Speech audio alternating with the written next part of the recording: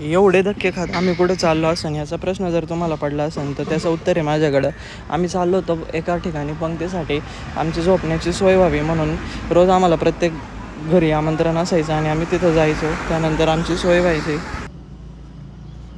किती जरी हातपाय दुखले तरी पण एकमेकांच्या सोबत दुखणं काय कळत नसते. आम्ही सगळे इतक्या आनंदामध्ये असतो वारीमध्ये चालताना, कुठेही जाताना. आणि इथं शेवटी आम्ही त्यांच्या घरी उतरलो. ते तर आमचे पाहुणे पण होते. दारामध्ये गाई, शेळ्या, कोंबड्या, म्हशी, इतकं सुंदर असं वातावरण होतं. जसं काय कुठेतरी फिरायला आलं असंच वाटत होतं. अशा वातावरणामध्ये आम्ही फ्रेश झालो. त्यानंतर सगळ्यांनी मिळून भजन घेतलं आणि भजनामध्ये त्यांची लहान मुलं पण इतकी भारी रमली होती.